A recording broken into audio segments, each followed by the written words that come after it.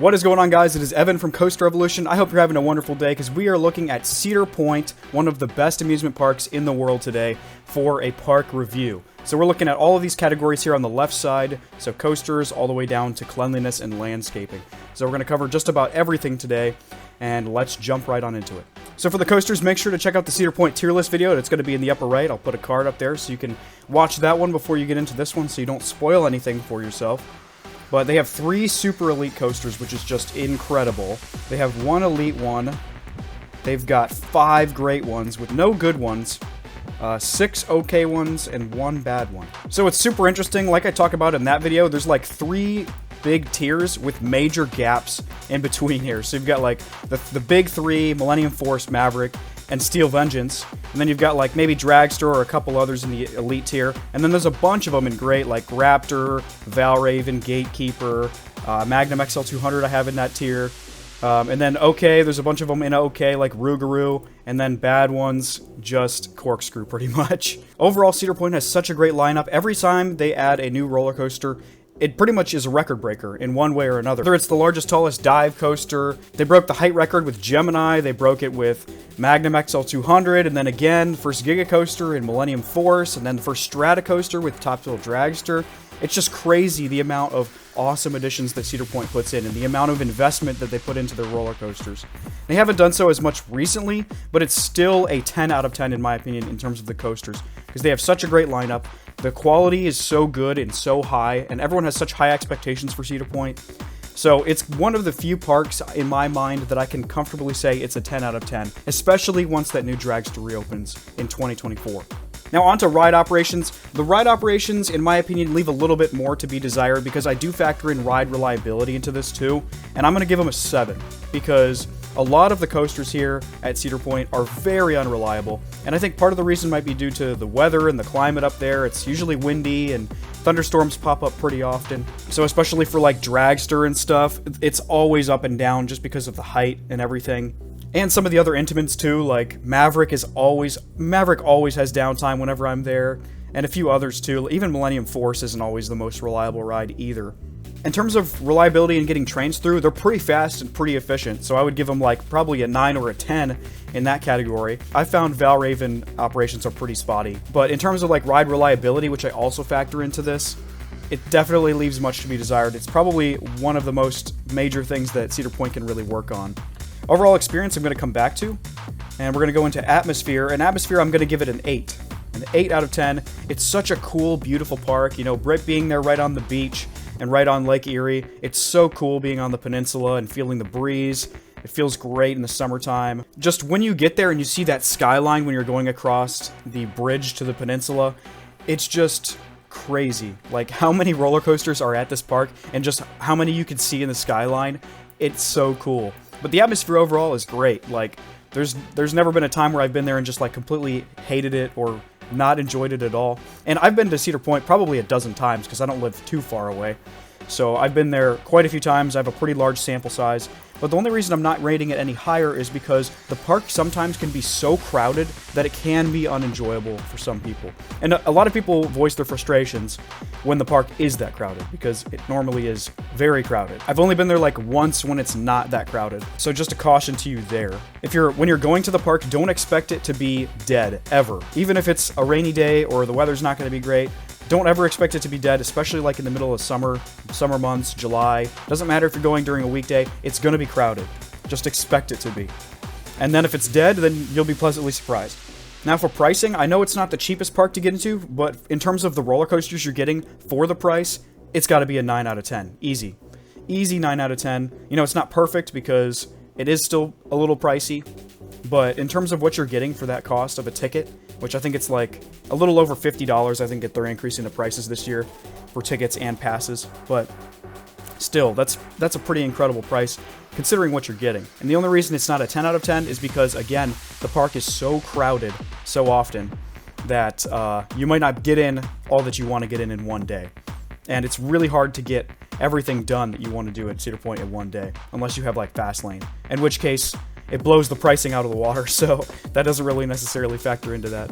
But anyways, let's move on to staff and Park Pride because they are incredible. Almost everybody was incredible every time that I'm there. I'm giving them a 9 out of 10 for staff and Park Pride. Again, I'm not giving them a perfect score just because I hadn't had perfect interactions with people. There's always going to be a few bad eggs in there overall, but I would say overall, everyone was just really incredible, especially the ride ops at Steel Vengeance and a couple other rides I don't remember, but the ones at Steel Vengeance really stick out to me. They were going above and beyond and really getting trains out really quick and making time to talk to guests as well without impeding the capacity and everything. It was just pretty incredible.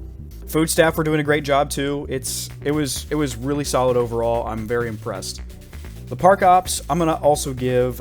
I'm gonna give them like a 7 in terms of park operations. There are a few rules, I guess, and regulations that I don't necessarily like. Just kind of how the whole Steel Vengeance thing was handled there for a while. How you had to buy a locker just to ride Steel Vengeance. But what they have now is much better, where they have the lockers in the queue line. You still can't have anything in your pockets, and you can't have any devices on you whatsoever. But putting them in the lockers in the queue so you can have your phone in the line with you is so much better up until you get to pretty much up to the station. It still feels like going through TSA and can be quite a pain, especially if you're not expecting it. Like, there's a lot of people that don't expect it, and they're just like, yo, why are we doing this? They have no idea why these rules are in place. And it's because Steel Vengeance has such aggressive airtime that it's caused accidents where things are flying out of people's pockets and hitting people in the line, and they want to completely avoid that at all costs. But yeah, my smartwatch goes off every single time that I go through the metal detectors, and it's just such a pain to have to be wanded down every time. And it just feels like it's a little over the top. You know what I mean? I understand like the safety policy and whatnot, but it seems over the top. And then also the rain policy. Like if it's raining any more than a drizzle, from my experience of being there, they close everything down. Even if there's no storms behind the small little rain showers and stuff that are going on at the park, they have to close everything down and have to wait like half an hour, it seems, to get everything back up and running again. So that's really unfortunate because, like, coming from a park like Kings Island being my home park, they'll run it in the rain as long as it's not pouring and, really painful for the guest experience. They're going to keep everything running in the rain as long as there's no thunder and lightning in the area. So it's a little bit of a bummer that Cedar Point is so strict on their rain policy. And as much as pop-up thunderstorms happen at Cedar Point and up in Sandusky in the summertime, it's because of being around the Great Lakes and stuff. It's really unfortunate because that can really throw a big wrench in your day. Now for theming, I never really thought about it, but their theming is very mid. I'm gonna give them a 6. Like, the Frontier Town area looks really good. Glass making and the welding and whatnot they do back there. That's really cool. I really enjoy that. But other than that, there's not really any like themed areas. And I'll show you on the map later, but in terms of the Cedar Fair parks, the theming's probably just a little bit below average. Like the kids area probably needs some work. There's a couple areas that just, they look nice, of course, but they're not really themed to anything, a lot of areas of the park, and I'll show you on the map later. But food is great. I'm going to give them an 8 out of 10 for food. Because everything that I've ever bought there has been absolutely delicious. Whether it's the pizza, whether it's just getting Chick-fil-A. I got barbecue. I stopped at, there's some barbecue place over by the exit of Magnum XL 200. Absolutely delicious. Got some brisket and mac and cheese. So good. So I got to give them an 8 out of 10. They don't necessarily have anything like super special. It's not like Hershey Park where, you absolutely have to go and get this and it's like 5-star restaurant kind of thing. So that's why I'm not rating it any higher. But overall, you really can't go wrong with whatever you get here. They also have famous fries as well, which it seems like every park has some sort of famous fries. But they were really good. I did have them once, and they're definitely worth getting. Moving on to cleanliness and landscaping. This park obviously looks beautiful. It looks great out over the water. I'm so excited to see the new boardwalk section of the park with Wild Mouse and the new restaurant. I think that's going to add a lot to the atmosphere and the cleanliness and just how it looks overall, and being able to see the beach, hopefully, because even when you're in the park, unless you're on a ride and up high where you can see what's around you, you can't even really tell that you're, at the beach or there's a beach surrounding the park. So hopefully that will add to it as well. But I'm going to give them a 9 out of 10. It's not like Busch Gardens Williamsburg level of landscaping, which is why I'm not giving them a 10. But it absolutely is a beautiful park. They do a great job taking care of it. The bathrooms are always clean when I've been. So I really have hardly any complaints whatsoever. And finally, for my overall experience, I'm giving it a 9 out of 10. every time we go to Cedar Point, it's like, it feels like a magical experience. Like, it's so exciting going and knowing you're going to ride so many awesome roller coasters and such a great variety. It's so fun. But the only thing that takes away from the experience is just how crowded this park truly gets. Especially because a lot of times people can only go on the weekend if you work and you can't get time off and whatnot. So it's gonna be crowded. Expect it to be crowded when you go here. Come in with a plan. Try to get there early if you can. If not, you know, try to stay late, because that's when the crowds start to die down a little bit, and I'll go over that a little bit more when we go through the map. Overall experience is great overall. I think a lot of these things would be fixed if it wasn't so crowded, or if they had more rides with higher capacity, because they have a serious crowd problem here sometimes. And they have a serious problem with overselling Fastlane too. So it's not like Fastlane solves your issue, because it feeds you into another line. So, like, that's another issue with, you know, park operations. Like, the fast lane for Maverick pretty much goes up to the front, but the fast lane for Millennium Force, you still gotta wait 20 minutes no matter what, even if there is no line for the fast lane. And same for Steel Vengeance, you still gotta wait probably half an hour at least, maybe 40 minutes, because it feeds you into the line with everybody else. Which is fine, but people need to expect that and to know that. And they need to not oversell Fastlane so that Fastlane is almost the same amount of wait time as the normal line is. Because I would feel cheated out of my money if I had to still wait an hour for Steel Vengeance, an hour or more if the regular line is an hour and a half, you know. So they need to, and I think they have been remedying this in the past few years. They've really been increasing the fast lane price, so it's pretty expensive now. That keeps a lot of people away from buying it, so they've been increasing the price so it decreases the demand a little bit, which has been helping a lot. But still, that's another issue. Overall, Cedar Point is an incredible park. It's one of the best amusement parks I've ever been to, hands down. I don't know exactly where it all ranks up. Maybe it's number one. Maybe it's somewhere down a little bit further just because of how crowded it is and a few of the policies I don't like. There's really not a whole lot they can do better. Continuing to add roller coasters, improving the ride operations, I think, a little bit. Working, I don't know if they can fix park policies or whatnot, but, you know, theming new areas as well. I think the theming they could use a little work on, and I think they're trying to with the new restaurants and the new boardwalk area, and probably new expansions in the future. I'm sure that's been more of a focal point for Cedar Fair in general. So I think all of this is going to improve in the coming years instead of focusing solely on the roller coasters, which we've seen in the last decade. But overall, such a great park. It's absolutely worth your time coming here. You have got to make it up to Cedar Point. It's one of the biggest bucket list parks in the world, for sure. It's probably the best park. In my opinion, it's the best park in America in terms of roller coasters, in terms of the quantity and the quality combined. It's absolutely worth your time coming here and riding all of these iconic roller coasters. All right, now we're on to our plan of attack and how to tackle Cedar Point in the best way, in my opinion. Now, there is not one right way to do this because there's so many roller coasters here. There are so many ways you can go about tackling this park, and it really is a 2-day park. You need to come and try to be here for at least 2 days because unless you have Fastlane, there's almost no way you can get all the rides in that you want in 1 day here at Cedar Point.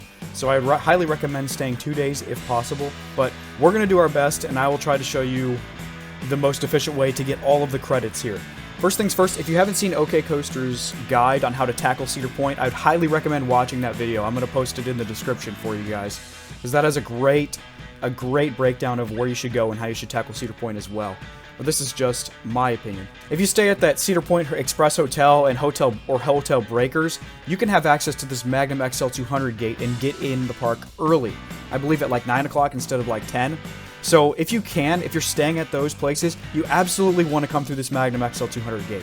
So in this case, what you're going to do first is you're going to want to go up and straight to Steel Vengeance. Straight there. You don't want to do anything else. You're coming through the Magnum XL 200 gate, and you're going to wait in line straight for Steel Vengeance. And then you should be one of the first people through the gate and one of the first people to ride Steel Vengeance.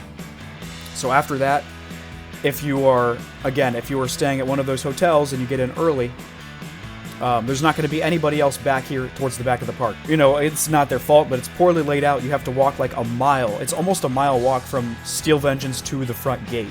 So it's going to take anyone coming through the front gate a good 20-25 minutes, if they're booking it, right, to get to the back of the park. So after Steel Vengeance, you're going to want to come back over here and do Maverick.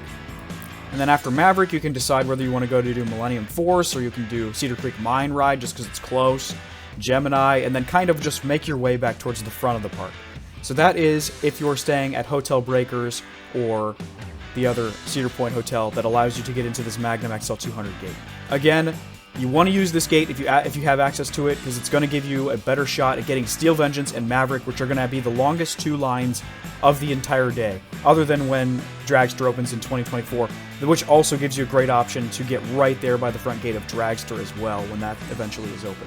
So heading back over to the front of the park, for everybody else, again, you're going to want to try to get here as early as you can. When the gates open, you can get a good parking spot. You can be one of the first people through the front gate. Make sure to check the website if they've got early ride times going for certain rides. Take advantage of that. It's absolutely worth it and can make a big difference if you get, 2 or 3, 4 rides in before the park opens to the general public. So absolutely take advantage of that.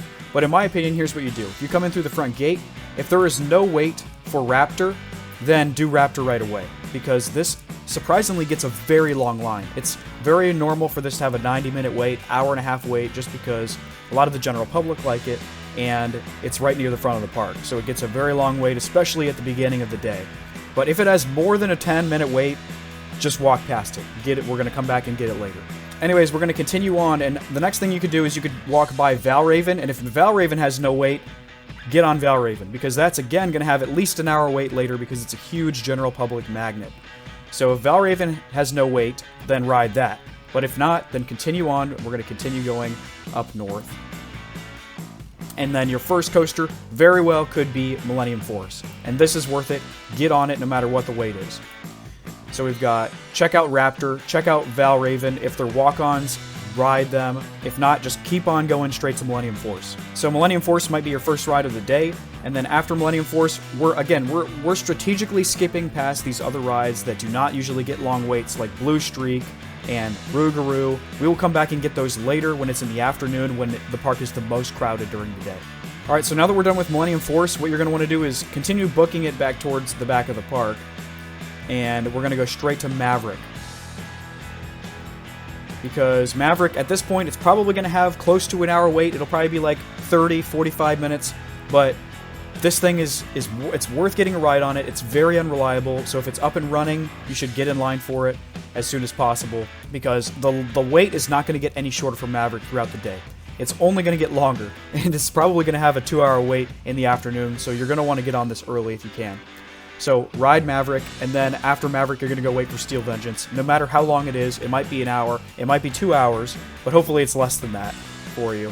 But Steel Vengeance is worth the ride, and getting the big 3 done as soon as possible in the day is a great idea, because those are going to be your longest wait times of the day. Even if it seems like, well, why am I passing all these other roller coasters, Cedar Creek Mine Ride and Gemini or whatever, that have no waits? Well, it's because those are going to have short wait times almost the entire day. Almost the entire day, those are going to have shorter wait times. So after you're done with Steel Vengeance, then we're just going to go credit hunting pretty much for the rest of the day. So you can jump on Cedar Creek Mine Ride because it's close.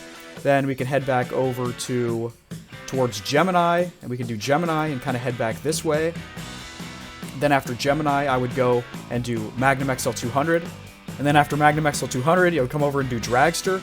Although, keep in mind, in 2024, Dragster is probably going to be having a crazy, insane line, because everyone's going to be wanting and anticipating to ride it again. So just be aware of that and adjust your plan accordingly. And then after Dragster, we're going to come back over, and at this point, it's probably going to be like 2 o'clock in the afternoon, at least, right? So, your day is probably about half over, but the rest of the rides aren't going to have too long of a line. So after Dragster and or Magnum XL 200, we're going to go over and do Corkscrew, and that shouldn't have more than like a 5 or 10 minute wait.